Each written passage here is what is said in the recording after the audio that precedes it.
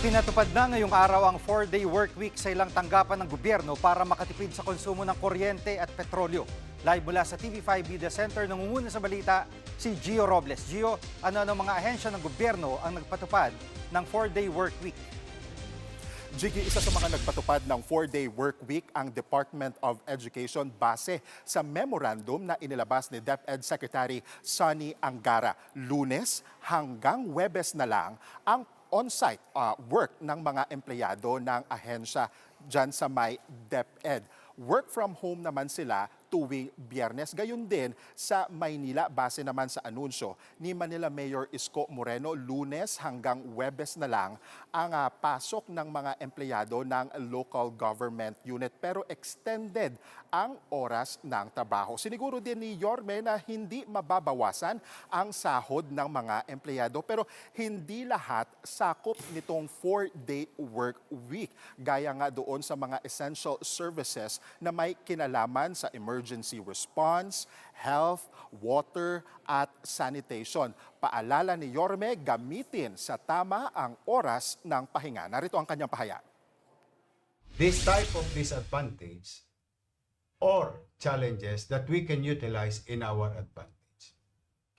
While we're going to extend a few hours of our day, but the upside is you will have more time with your family. So on a Friday, you can use it spending time with your family or even rest so that on coming Monday, you'll be fresh, well rested. At Gio, ano naman ang reaksyon ng mga empleyado ng gobyerno na apektado ng 4-day work week na ito? Jiggy, hati ang opinyon ng mga empleyado na ating nakausap gaya sa Department of Agriculture. Nang bumisita tayo doon, may mga pabor sa 4-day work week. Meron namang hindi pabor gaya sa isang empleyado na nakausap natin na may pag-alinlangan kung isisiksik ang 40 hours na work week sa 4 na araw na trabaho. Ibig sabihin daw niyan kasi ay magiging 10 oras na ang kanilang trabaho kada araw. Narito ang pahayag niya, pakinggan natin.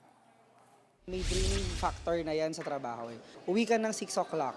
Pag uwi mo ng 6 o'clock, yung hirap ng travel, hirap makahanap ng masasakyan. So ano oras ka makakauwi? 8, 9. Tapos paano kung nanay ka or parent ka? At paano sa mga pribadong kumpanya? Ano ang info na nakalap mo dito? Jiggy, ayon sa Department of Labor and Employment, encouraged pero hindi compulsory itong 4-day work week. Actually, may mga kumpanya na raw na nagpatupad nito pero nakadepende pa rin daw yan kasi sa mga employer. Suportado naman ng BPO, Industry Employers Network o BIEN, ang work from home setup. Ito raw kasi ang pinakamabilis na paraan para maibsan nga ang pasanin ng mga empleyado. Para sa isang ekonomista, makabubuti raw ito sa ekonomiya at sa mga manggagawa. Narito ang pahayag. Pakinggan natin.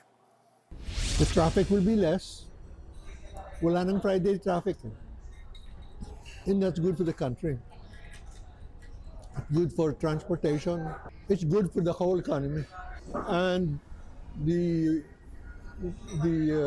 workers will, of course, be positively affected. And government will also government resources will positively be improved. Pero gigiit naman ng grupong Kilusang Mayo 1, malulugi ang mga manggagawang arawan ang sahod. Pakinggan natin ang kanilang pahayag.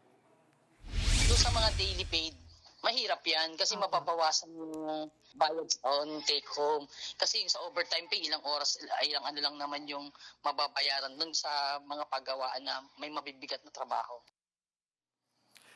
Ziki, siyempre sa atin sa media, hindi uubra ang 4-day work week dahil tuloy-tuloy lang tayo sa pagbabalita. I hope agree ka din dyan, Sir Jiggy. Balik sa'yo. Tama ka dyan, Gio. Ikaw ay 10-day work week. Yan pong ulat ni Gio Robles live mula sa TV5 Media Center.